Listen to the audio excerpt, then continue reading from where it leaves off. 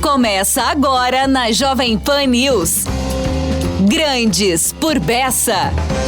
A plataforma feita especialmente para pessoas com muita personalidade. Exatamente, estamos começando mais um Grandes por Bessa aqui na Jovem Pan Curitiba, neste sábado 28 de março de 2026. Véspera do aniversário de Curitiba, desta velha senhora chamada Curitiba, que amanhã, domingo, dia 29 de março, completa 333 anos. Aliás, um número emblemático, né? 333. E para falar sobre o aniversário de Curitiba, sobretudo sobre a aniversariante, hoje eu tenho trouxe um convidado especial aqui, que embora não tenha nascido em Curitiba, mas sabe mais da cidade do que muito curitibano. Hernani Buchmann, advogado, como ele mesmo brinca, né? Por ordem alfabética, são várias profissões aqui: advogado, escritor, jornalista e publicitário. Bom dia, Hernani. Bom dia, Bessa. Tudo bem? Tudo bem, um grande prazer estar aqui com você nessa manhã de sábado. Eu é que agradeço a sua disponibilidade em vir aqui bater esse papo com a gente sobre Curitiba.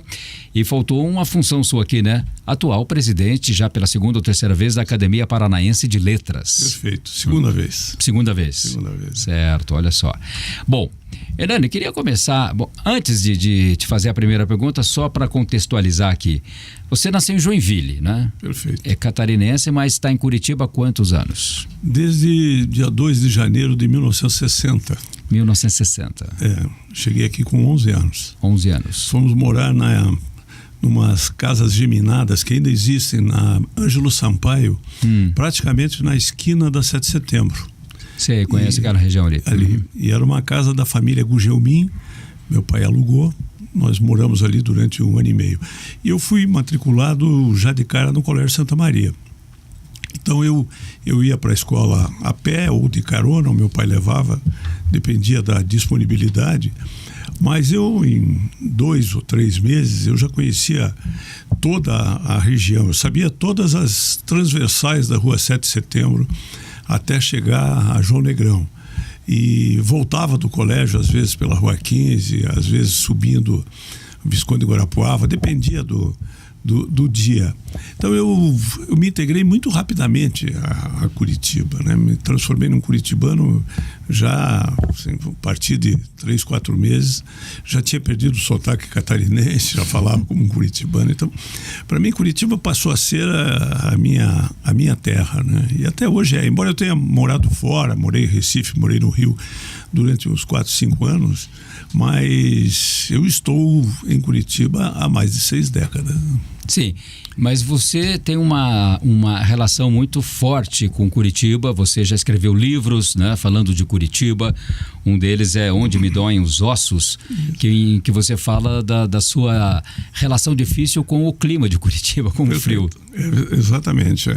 Mas tem um lado bom. Eu sempre tive asma, e que era chamado na época de uma bronquite crônica e tal, mas eu chegava no inverno em Joinville, eu apitava, né? Porque ficava aquela respiração difícil. E a partir do momento que nós chegamos em Curitiba, eu nunca mais tive uma crise de asma. Desapareceu completamente. É mesmo? E uma coisa interessante, sem tomar remédio, sem absolutamente nada. E eu passei esses primeiros anos da minha vida tomando todos os tipos de remédios caseiros para combater aquilo, né? Vinho com mentrúcio, acho que vem dali meu gosto por um vinho, mas era uma série de remédios que não resolviam coisa nenhuma, mas Curitiba me curou. Bom, e aí você fez faculdade aqui de Direito? Fiz faculdade de Direito, Faculdade Federal, né, da Universidade Federal. Certo. Embora eu tenha estudado 1 ano e meio, quase 2 anos, na Faculdade de Direito de Pernambuco, né? O que você foi fazer em Pernambuco? Meu pai foi trabalhar, aceitou um convite para trabalhar em Recife como gerente geral de vendas da companhia Hansa Industrial, que era Tubos Tigre, né? Então meu pai foi... Que é de Santa Catarina, né? Que é de Joinville, né? E o dono era muito amigo do meu pai. E aí eles foram, eu fiquei, fiz vestibular, passei. E depois de 1 ano eu fui. E até eles voltarem eu estudei lá. Depois tivemos que voltar e eu terminei o curso, peguei a minha turma de volta aqui em Curitiba e terminei o curso. Ah, legal. E olha só, você foi presidente do Paraná Clube, né? Em que ano? 96, 97. Quando na fase boa do Paraná. Na fase né? boa. Eu peguei o Paraná tricampeão e entreguei pentacampeão. Aham. Então, com vaga na Copa do Brasil, primeira divisão do Campeonato Brasileiro. Outro Paraná Clube, né? Era outro mundo, Uhum. Mas já era uma época, ali já começou a decadência, porque eu já peguei o clube sem dinheiro. E isso ninguém sabia na época, mas nós não tínhamos dinheiro. E em compensação, o Atlético tinha Mário Celso Petralha e o Curitiba tinha Joel Malucelli. Então era uma luta em glória. Consegui ganhar 2 campeonatos deles, mas à custa de um sacrifício imenso. Mas fiz o meu papel e aí fui embora. Bom, Hernani, estamos aqui para falar de Curitiba, né? O que é, ou quem é, embora ela não seja uma pessoa, né? Não seja uma persona, mas quem é, o que é Curitiba hoje? Para você, essa cidade que está fazendo 333 anos, essa semana aconteceu aí o Smart City, né? Que discute a questão das cidades inteligentes. Curitiba, vamos começar por aí. Na sua opinião, é uma cidade inteligente? É uma cidade inteligente, embora muito conservadora, mas ela é uma cidade inteligente. Ela tem índices de inovação muito robustos. Então, Curitiba é uma cidade muito inteligente. Agora, eu discordo dessa data dos 333 anos. Por quê? Porque essa é uma data que foi imposta por Romário Martins, que era vereador. Antigamente chamava de camarista, mas naquela época era edil, também é outro nome para o vereador. E ele impôs essa data, porque em 29 de março de 1693 foram eleitos o juiz da cidade e foram eleitos os camaristas, os primeiros vereadores. Uhum. Bem, mas antes disso, em 1668, 25 anos antes, já havia sido inaugurado o Pelourinho. Ali atrás de onde hoje é o Paço da Liberdade, na Praça Generoso Marques, né? Sim. E o Pelourinho representava o quê? Representava a justiça na vila. Quem determinava a justiça eram os chamados homens bons. Os homens bons eram aqueles que moravam no entorno da Praça Tiradentes, que na época ainda não chamava Praça Tiradentes. Que é o marco zero da cidade. É o marco zero da cidade.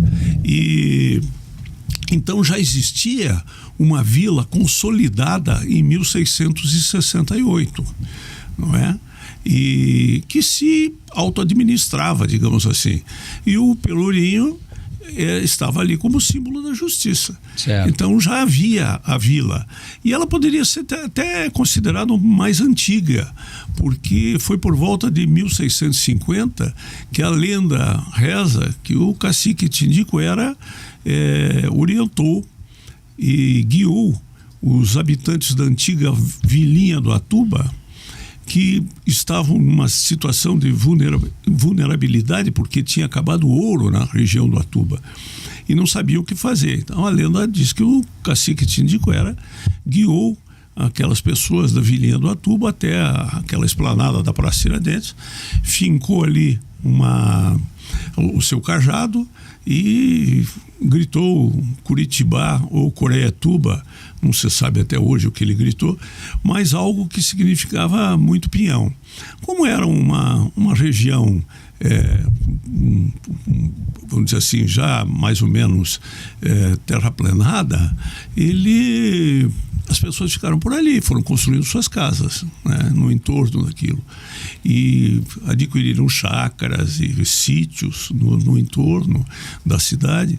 E a vila se desenvolveu. E diz a lenda ainda que o cajado floresceu depois de algum tempo, que foi visto como um sinal divino, porque o cajado ficou ali enterrado na praça. E se não me engano, tem uma estátua dele lá, né? Tem uma estátua dele feita pelo Elvo Benito Damo. Que é o mesmo escultor que fez a imagem do Jaime Lerner, agora que foi colocada lá no calçadão da Rua 15. Exatamente, que foi inaugurado na segunda-feira. Então, né? Curitiba estaria fazendo, pelas suas contas, 358 anos. Exatamente, 25 anos a mais. Mas esse é um embate que não tem saída, né? Quer dizer, é algo que eu, por ser um um estudioso da questão e um pouco indisciplinado em relação a essas datas colocadas de uma maneira aleatória, é que me bato com isso, mas ninguém vai me dar razão. E vamos ficar então com 333. Até porque, como você mesmo disse, né? Foi considerada, Curitiba é considerada a data de fundação a partir da eleição dos camaristas, que hoje conhecemos como vereadores. Exatamente, isso aí. Que ali não era naquele prédio ainda. Não. Nesse que é a Câmara hoje. Não existia. Que é um prédio antigo, mas não é. Que foi antes da Assembleia Legislativa, né? E a Câmara funcionou a partir de 1915, junto do Paço da Liberdade, construído pelo Cândido de Abreu. Que hoje está ali até hoje. Que está ali, foi restaurado pelo Sesc, né? Hoje é uma unidade cultural do Sesc Paraná. Exatamente. Que é o nosso ali bem na Praça Generoso Marques, né? Exatamente.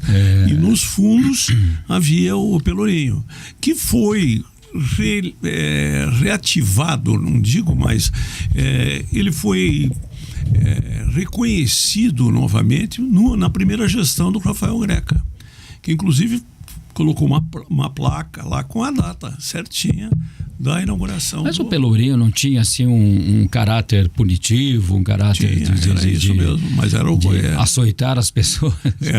Mas essa era a forma de justiça que se aplicava na época. Não tinha os tribunais constituídos, as cortes? Não tinha tribunal, não tinha nada.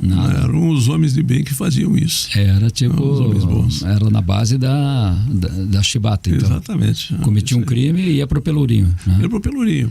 Às vezes não havia chibata, mas havia a prisão dele naquele local. Né? E uma exposição pública, né? Exatamente, exposição pública. O que era também E o povo ficava em torno assistindo. Exatamente, era uma forma também de puni-lo.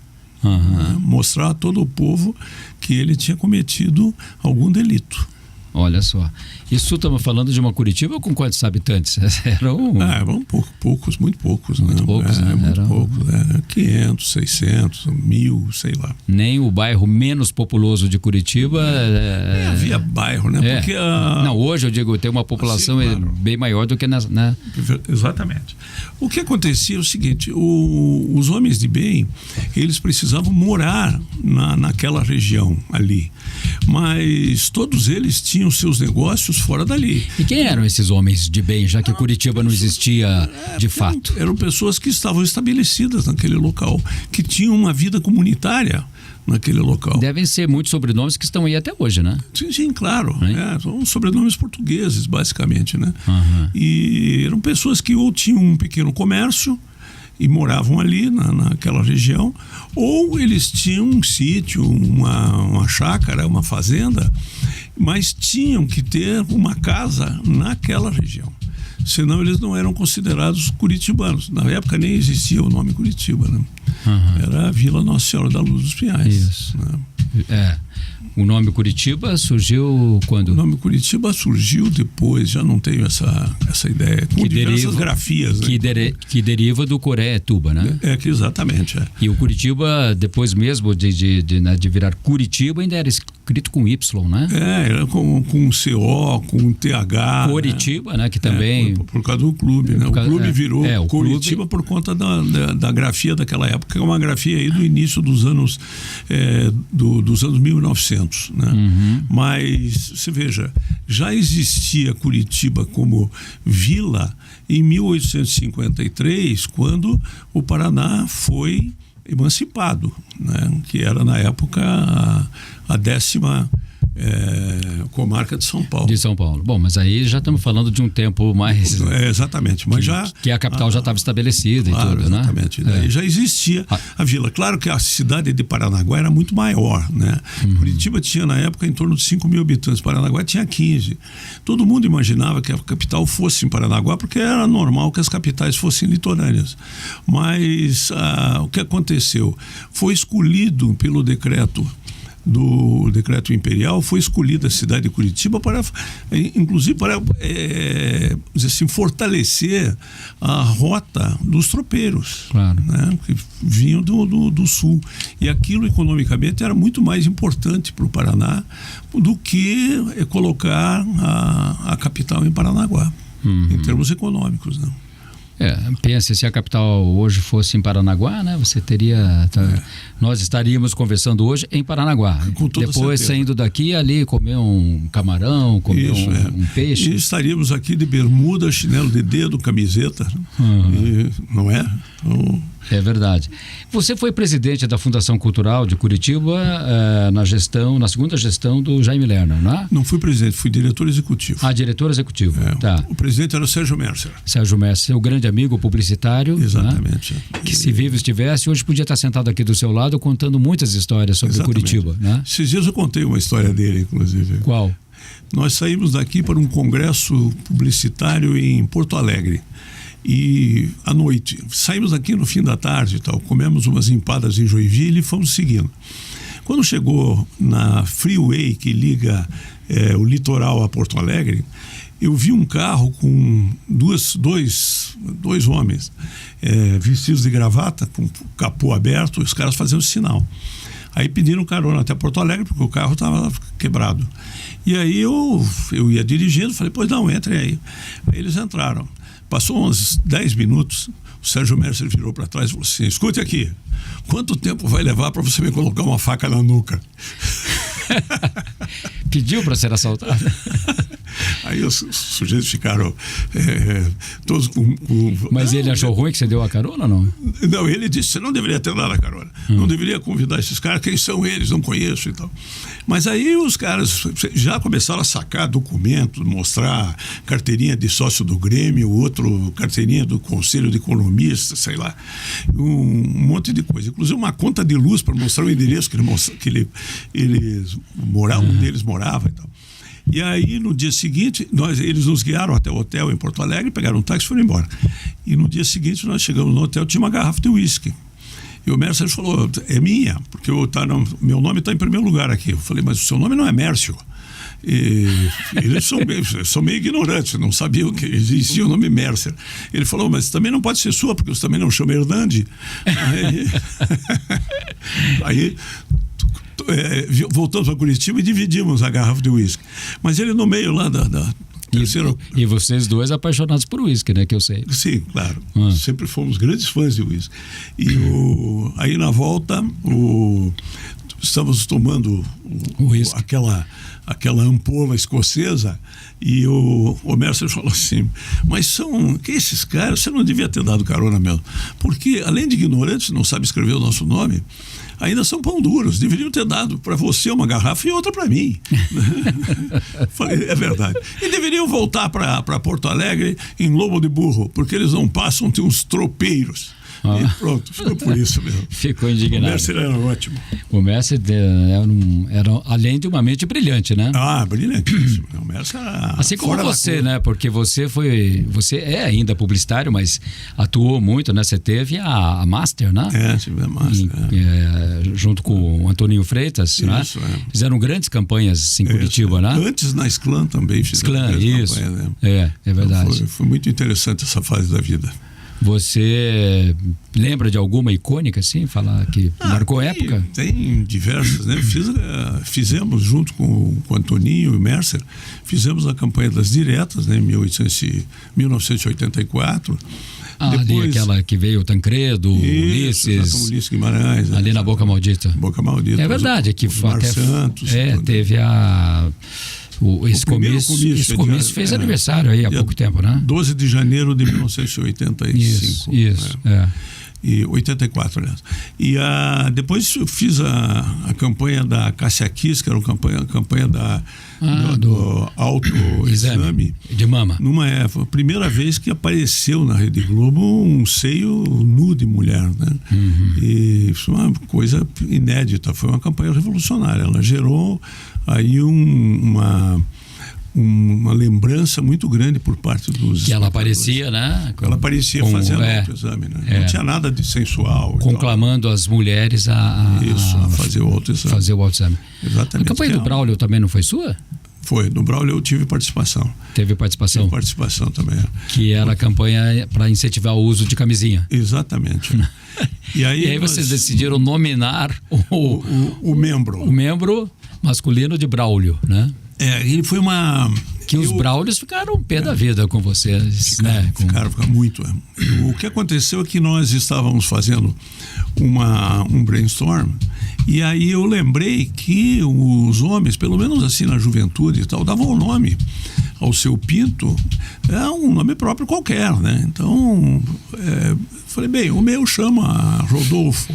E aí todo mundo riu e tal, e o outro falou, pô, o meu chamava não sei o quê.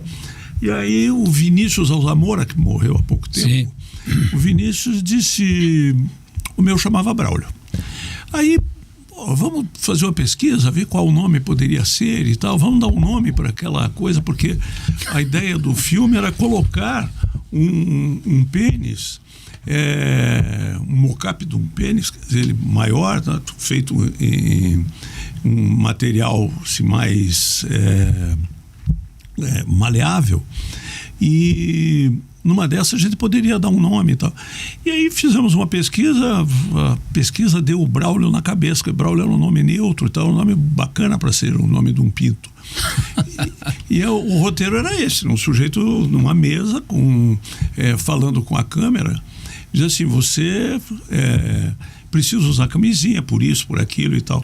E é muito fácil de fazer, então, muito simples. Vou mostrar para você. Daí ele pegava uma camisinha, tamanho grande, né? E vestia o Braulio. Daí você veste o seu Braulio aqui. E a campanha pegou. Foi para o Ministério da Saúde, né? Ministério da Saúde. E aí houve uma revolta dos Braulios.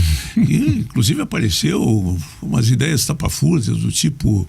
Vamos criar a Associação Nacional dos Braulios, né? e por aí, foi uma aventura bacana.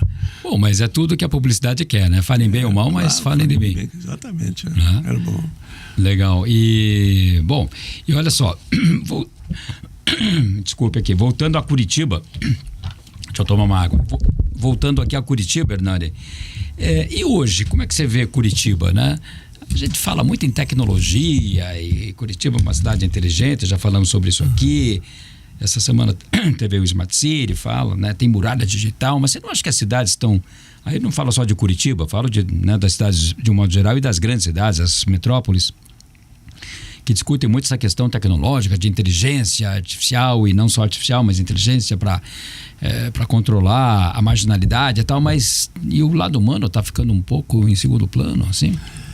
Olha, Curitiba tem uma série de problemas, né? Nós temos muitos problemas, mas eu acho que o trânsito é um grande problema hoje, porque caminhos que se fazia em 15 minutos leva 40. Sim, muito difícil. Que sempre foi um diferencial de Curitiba para outras cidades maiores, como São Paulo, por exemplo. Né? Mas esse é um trânsito que ainda é administrável aqui, né? Em outras cidades não. Você veja, mesmo Joinville, cada vez que eu vou a Joinville, eu levo para andar 2 quilômetros, eu levo meia hora, porque chega nos horários de pico, o trânsito... E Joinville é a maior cidade de Santa Catarina, né? Maior que Florianópolis, né? 650 mil habitantes. Mas é muito difícil andar lá. E Curitiba ainda dá para administrar. Você tem horários de pico, você pode fugir deles um pouco e tal, mas está ficando uma cidade muito complicada. Em algumas regiões da cidade eu não vejo muita saída nos próximos anos. Dou um exemplo aqui, a Pedro Viriato Parigô de Souza, aquela passagem ali pela Padre Agostinho. Bem lembrado. É bravo ali, é difícil. Mas todo o trânsito que vai para a BR-277 também sai por ali, então é complicado. Mas a cidade tem alternativas para encontrar. O IPUC é uma grande fonte de inteligência da cidade. Se o IPUC funciona bem, a cidade vai bem. O IPUC, que é conhecido como Sorbonne do Juvevé. Que é o Instituto de Pesquisa e Planejamento. Apelido dado pelo MASA, né? Exatamente. Se não me engano, pelo jornalista Luiz Geraldo Maza. Exatamente. Falecido já, né? Mas Curitiba tem isso. Curitiba é uma cidade que inventa soluções. E essa é a nossa grande vantagem. Por isso que eu digo que Curitiba é uma cidade inteligente, exatamente por isso. Porque a equipe do IPUC, com o Jaime Lerner na frente, inventou toda essa revolução urbana que nós vivemos há mais de 50 anos. Né? Então, o calçadão da Rua 15, por exemplo, né? O calçadão, não à toa que a estátua dele, a escultura dele está lá agora, né? Está ali bem no centro. Não só isso, né? Você vê as reciclagens dos prédios, né? O que foi feito, o lixo, essa parte mais separar o lixo, né? Olha, Curitiba tem um cabedal de conquistas que é sensacional. Que são inovações não necessariamente tecnológicas, né? São mais assim de caráter, né? Da inventividade humana, a criatividade, né? O Jaime era uma pessoa extremamente criativa, né? Então, ele quando me levou para a Fundação Cultural, ele disse, olha, eu quero que você vá para me dar ideias.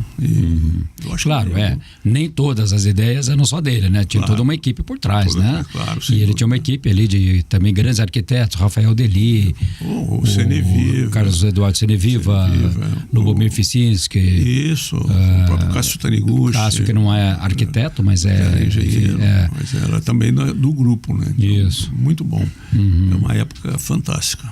Acho que foi uma das épocas em que Curitiba assim, teve as melhores cabeças, né? Pensantes ali, pensando a cidade. Né? Algumas outras pessoas também, Abrão Assad, né? Claro. Abrão Assad é nosso vizinho, mora aqui numa mata, aqui no meio de uma mata, aqui do lado da RIC. Aqui. O bosque do Abrão. Isso. Mas é isso, Curitiba tem muitas vantagens em relação a outras cidades. Hoje ela é vista como um destino também de aposentados, né? Tem muita gente vindo morar aqui, porque ela até dá uma qualidade de vida bastante significativa para essas pessoas.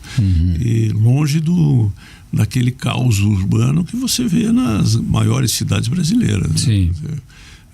Rio, São Paulo, Belo Horizonte. Apesar dos problemas que temos aí, né? Violência, infelizmente. Isso toda a metrópole tem, né? Nós temos que minorar isso. Eu acho muito interessante essa iniciativa da prefeitura de revitalizar o centro, né? Nós temos hoje, por exemplo, um espaço no centro que está aberto para ser locado, que é o edifício Moreira Garcês. Ele tem 10 andares, está vazio. O primeiro arranha-céu de Curitiba. O primeiro arranha-céu de Curitiba, inaugurado em 1932. Ele tem 10 andares de 1.000 metros quadrados, são 10 mil metros quadrados. E eu até falei com o prefeito na segunda-feira sobre isso. O prefeito, o edifício Moreira Garcês está vazio. Estamos vendo isso. Totalmente vazio. Bem ali na Boca Maldita. Na Boca Maldita, esquina da Praça Osório. Então, você veja, a preocupação com um prédio daquele tamanho não é normal nas outras cidades. Quer dizer, isso é uma iniciativa privada, não tem nada a ver com o poder público. Curitiba não. Curitiba cuida bem dos seus patrimônios, né? Quando queimou, em 1978, queimou a confeitaria Schaffer, quem se movimentou para fazer a Schaffer renascer foi o Clube de Criação do Paraná, que era um clube de publicitários. E, imediatamente o Rafael Deli fez um projeto de restauração, a prefeitura assumiu aquilo, a Rede Globo ajudou com dinheiro e ele foi refeito, inclusive com vantagens, porque além da confeitaria passou a ter o Cinegrof, passou a ter a Gibiteca. Frequentei muito o Cinegrof ali. É uma preocupação que só Curitiba teria. Nenhum outro lugar teria. Verdade. Hernani, infelizmente o nosso tempo chegou ao final aqui, passou muito rápido. Eu queria te fazer uma última pergunta para encerrar. Se você fosse citar uma virtude, uma qualidade e um defeito do curitibano, bem, quais seriam? A virtude é que o curitibano é uma pessoa recatada, reservada. Essa é uma virtude, porque Disso. É uma virtude, eu acho. Dizem que o curitibano mesmo, ele fala, apareça lá em casa, mas não dá o endereço e nem diz quando. Não. Você, por exemplo, não conversa no elevador, né? O que eu acho uma grande virtude. Então, agora, um grande defeito é exatamente esse também, porque às vezes a gente exagera. Por exemplo, o curitibano é a única pessoa no mundo que atravessa a rua quando vem um conhecido no sentido contrário. Isso para desviar da pessoa? É para desviar da pessoa, para não ter que cumprimentar, porque isso gera um trabalho. E em shopping centers também acontece. Vem vindo um sujeito de lá, o cara se enfia dentro de uma loja. Então, quando está atravessando a rua, até concorda, porque pode ser perigoso, né? Vai ver um carro e pega os dois. Mas um ônibus aí. Porque, isso é muito comum. O Dalton Trevisan era mestre nisso, atravessar a rua para não... Bom, mas o Dalton é um caso à parte, né? Porque o Dalton era o vampiro de Curitiba, né? O Dalton sempre foi... Era seu amigo, o Dalton? O Dalton era, vamos dizer assim, ele simpatizava comigo. Quando a Gazeta do Povo fez uma enquete há uns 15 anos ou 20 anos sobre o paranaense mais importante de todos os tempos, entrevistou 100 pessoas e eu fui uma delas. E fui a única que votou no Dalton Trevisan como o mais importante paranaense de todos os tempos. Então, nem você votou em você? Quem? Nem você votou em você, então? Não, eu nunca fui o Não, mas você não estava entre os 100? Votante, né? Você era votante. Eu era votante, né? Mas podia ser votado também. Poderia ter sido, mas sem nenhuma justificativa. Mas eu votei no Dalton. E o Dalton sempre teve assim, uma consideração por mim já lá desde 1976, quando ele cedeu um texto dele para participar de uma publicidade, coisa que nunca tinha acontecido antes. Mas a gente se conhecia, se tratava assim, como vai, tudo bem, mas nunca trocamos uma conversa disso. Mais. Uma vez em uma mesa de boteco que o Mercer levou o Dalton, mas tinha muita gente na mesa, era uma mesa impressionante, só tinha curitibano famoso no mundo. Leminski, Jaime Lerner, Dalton Trevisan e Miran. Na mesma mesa. Que mesa, hein? Que mesa, exatamente. O Sérgio Mercer ainda comandando a galera, se imagine. Uma época muito boa. Que bom. Muito obrigado, Hernani Lopes Buchmann. Eu costumo dizer que você é o mais o joinvilense mais é o curitibano, o mais curitibano dos joinvilenses. Mais curitibano dos joinvilenses, né? Exatamente. O contrário não vale. O contrário não vale, né? Porque você está aqui há tantos anos e conhece a alma de Curitiba como ninguém. Aliás, no dia do seu aniversário de 75 anos foi lançado um livro, né? Surpresa. Isso. Lá para você. Eu tive o prazer de escrever um capítulo lá, exatamente, um deles. Cada um falou sobre você e tudo mais, né? Então ficou sensacional o livro, fiquei muito, muito sensibilizado com ele. Chama Todos os Lados de um Canhoto. Todos os lados de um canhoto, porque você é canhoto, né? Completamente. Completamente. Tá bom. Tá certo, muito obrigado mais uma vez, Hernani Buchmann, falando aqui sobre Curitiba. Parabéns para Curitiba, né? Pelos seus 333 ou 358 anos, né? Qualquer um vale. Curitiba está de parabéns. Parabéns, Curitiba, né? Que continue sendo essa cidade que todos nós gostamos. Eu também não sou curitibano nato, nascido aqui, mas já vivo aqui há mais anos do que vivi na minha cidade de origem, né? Que é Jacarezinho. Então, vamos lá. Muito obrigado pela sua audiência e companhia.